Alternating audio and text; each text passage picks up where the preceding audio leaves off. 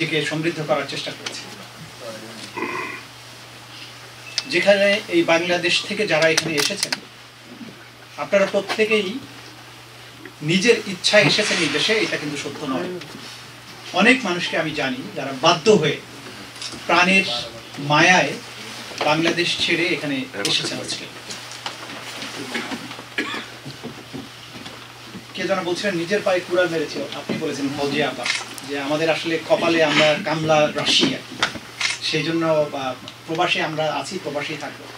আপনার কথার একটা জবাব দিচ্ছি, প্রবাসে যারা থাকেন তাদের ব্যাপারে আমি সবসময় এই কথাটা উদ্ধারণ করি যে আমরা যারা এই ভারতীয় উপমহাদেশের বাংলাদেশের মতো দেশে যারা প্রবাসে থাকি, যতই দূরে থাকি, যত হাজার মাইল দূরে থাকি, আমাদের হৃদয়, আমাদের মন বাংলাদেশের মাটিতে বন্দী থাকে।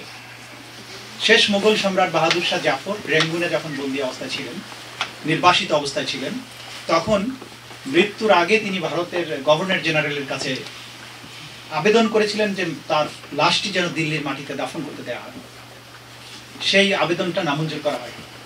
বাহাদুর শাহ জাফর তখন একটা বিখ্যাত কবিতা লিখেছিলেন যে কিতনে বদনসিব জাফর দাফন কে লিয়ে দো গজ জমিন তো না মিলি কুইয়ে ইয়ার মে।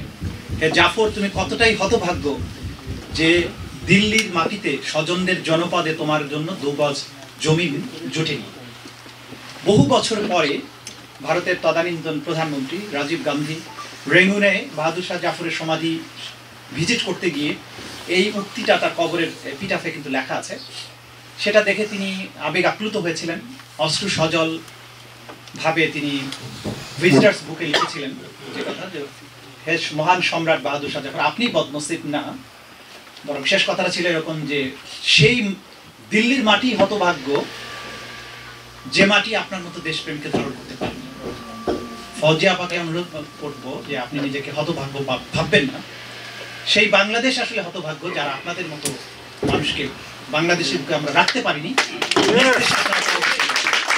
কিন্তু আপনারা নন, বাংলাদেশের কোটি মানুষ নিজের দেশে পরবাসী হিসেবে জীবনযাপন করেছে, আমরা করেছি বছরের পর বছর। আমরা নিজের দেশকে আপন ভাবতে পারি নাই, কারণ কোন সরকারি দপ্তরে গিয়ে আমাদেরকে ট্রিট করা হয়নি বাংলাদেশের নাগরিক হিসেবে। আমরা 3rd ক্লাস সিটিজেন হিসেবে ট্রিটমেন্ট পেয়েছি সেখানে। উগান্ডা বলতো আমাদের সন্তানেরা লেখাপড়ার অধিকার পায় না। আমাদের সন্তান সবচেয়ে মেধাবী হলেও বিশ্ববিদ্যালয়ে ভর্তির সুযোগ পায় না।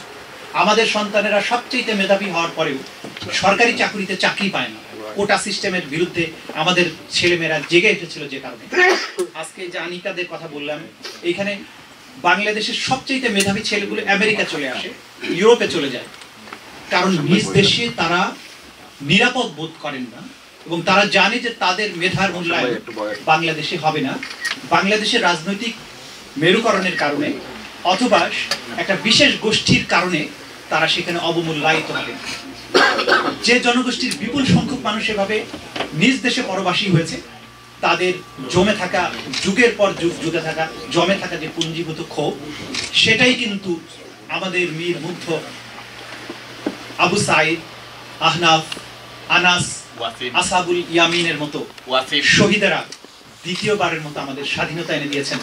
সেই বিপ্লবটা এতই চমৎকার ছিল, জুলাই বিপ্লব যেন ভ্যান গগ অথবা পাবলো পিকাসোর আঁকা ছবি।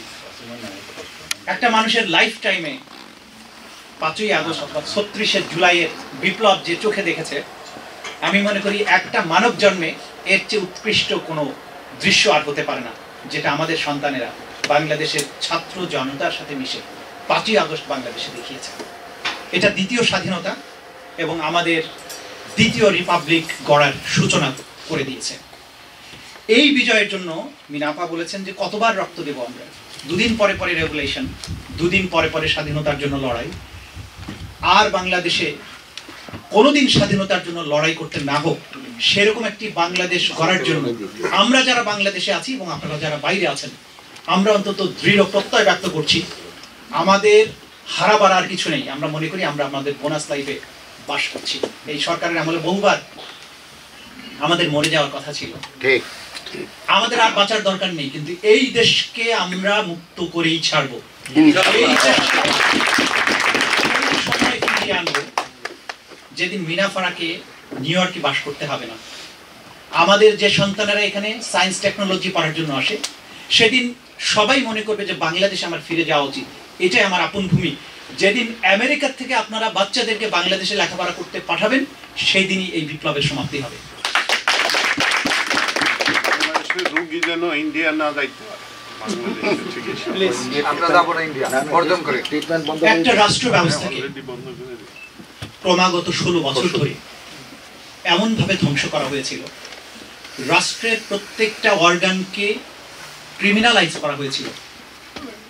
সুপ্রিম কোর্টের মতো সর্বোচ্চ আদালত সেখান থেকে যাচ্ছে তাই রায় দেওয়া হয়েছে, মানুষকে ফাঁসি দেওয়া হয়েছে, জামিন নামঞ্জুর করা হয়েছে, বাচ্চাদেরকে গুলি করে হত্যা করা হয়েছে, মামলা করা হয়েছে, বলেছে গুলি করা বৈধ। আপনারা শুধু ট্রাইব্যুনাল নিয়ে সমালোচনা করেছেন, ট্রাইব্যুনাল অবিচার করেছে, কিন্তু ট্রাইব্যুনালের কোনো রায় কার্যকর হয়নি সুপ্রিম কোর্টের চূড়ান্ত অনুমোদন ছাড়া। সুপ্রিম কোর্টের আপনারা কথা বলছেন না, ট্রাইব্যুনালের কলঙ্ক নিয়ে কথা বলছেন। যে প্রধান বিচারপতি এস কে সিনহার কথা বলেছেন, তারা বসে বসে এই রায়গুলোকে ভ্যালিডিটি দিয়েছে, আপিলে এগুলোকে কনফার্ম করেছে। সুপ্রিম কোর্ট তো ভেঙে দেওয়ার কথা আমরা বলি না, কারণ মাথার ব্যথা হলে মাথা কেটে ফেলাটা সমাধান নয়। সুপ্রিম কোর্ট তো আমি ভেঙে দিতে পারবো না, সুপ্রিম কোর্টকে পরিবর্তন করতে হবে, সংস্কার করতে হবে, রিফর্ম করতে হবে। যে রিফর্মের কাজ, রাষ্ট্র মেরামতের কাজ এই সরকার শুরু করেছে। 6টা কমিটি হয়েছে, ভবিষ্যতে আরো কমিটির প্রয়োজন হবে। যতদিন রাষ্ট্র তার সঠিক লাইনে না উঠবে, কোনো ইলেকশনের প্রয়োজন নেই। মিনাফারার সাথে একমত। নির্বাচন মানে কি? জনগণের ইচ্ছায় সরকার নির্বাচিত হবে। বাংলাদেশে আজকে যে সরকার আছে, তারা বাংলাদেশের 18 কোটি মানুষের অন্তত 1 কোটি বাদ দিয়ে 17 কোটি মানুষের সমর্থনে এই সরকার গঠিত হয়েছে। জনগণের ইচ্ছাই সর্বোচ্চ আইন প্রজাতন্ত্রের। সুতরাং এই সরকার জনগণের ইচ্ছায় নির্বাচিত সরকার, মনোনীত সরকার। এই সরকারের মাধ্যমে ডাইনাস্টির যে পলিটিক্স, পরিবারতান্ত্রিক যে রাজনীতি, সেটার বাইরে বাংলাদেশকে নিয়ে আসার যে সুবর্ণ সুযোগ তৈরি হয়েছে, এটা আর কখনো হারাতে দেওয়া যাবে না। আমাদের সন্তানেরা প্রতিদিন জীবন দেবে, আমরা কাঁদবো, লাখো শহীদের কথা বলে শহীদ মিনারে গিয়ে ফুলের তোড়া উপহার দেব, এটা আমরা চাই না। আমরা আমাদের অর্থনৈতিক মুক্তি চাই, আমাদের বাক স্বাধীনতা চাই, ন্যায় বিচার চাই, সোশ্যাল জাস্টিস চাই, সোশ্যাল সিকিউরিটি চাই। এই যে আমার নিরাপত্তাহীনতা রাষ্ট্রের মধ্যে থেকে, একটা রাষ্ট্রের মানুষ যেখানে কোটি মানুষের বসবাস, সেই রাষ্ট্রে কি করে তার মেজরিটি মানুষ তার নিজের দেশের লোকদের কারণে, শাসকদের কারণে নিরাপত্তাহীন ভাববে, নিজের দেশটাকে নিজের ভাবতে পারবে না? এরকম একটা রাষ্ট্র কখনোই হতে পারে না।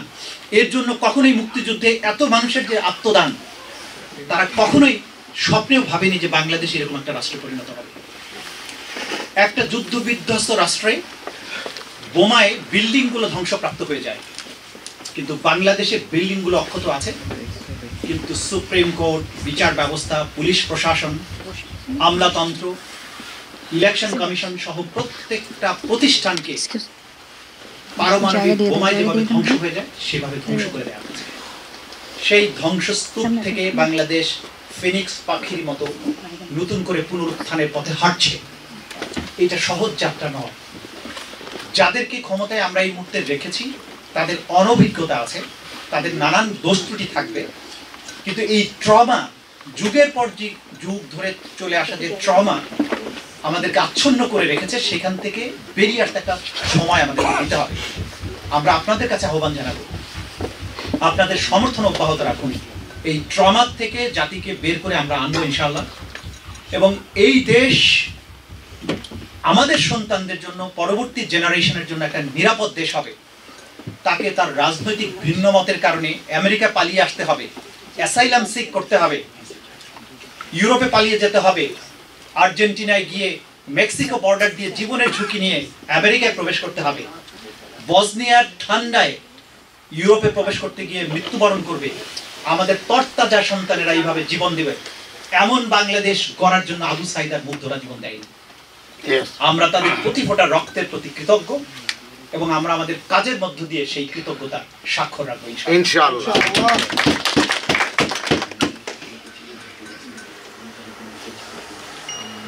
বাংলাদেশে যে বিপ্লবটা হয়েছে, আমরা এটাকে বাংলা বসন্ত বলি।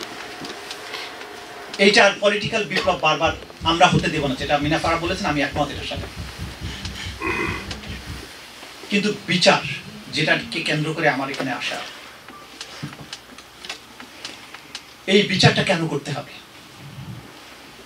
ভবিষ্যতে বাংলাদেশের কোন স্বৈর শাসক কখনো রাষ্ট্রযন্ত্রকে ব্যবহার করে নিজ দেশের নিরস্ত্র সিভিলিয়ানদের হত্যা করে তাদেরকে বছরের পর বছর গুম করে রেখে ডিটেনশন সেন্টারে রেখে বিচারের মুখোমুখি না করে গোপন কারাগারে এক যুগ ধরে বন্দী করে রাখার মতো ঘৃণ্যতম মানবতা বিরোধী অপরাধ ভবিষ্যতে আর কোনো স্বৈর শাসক যাতে করতে সাহস না পায়, সেজন্যই গত টার্মে যারা এই অপরাধগুলো করেছে তাদের প্রত্যেকের বিচার এনশিওর করতে হবে। আমাদের জেনারেশনকে সিকিউর করার জন্য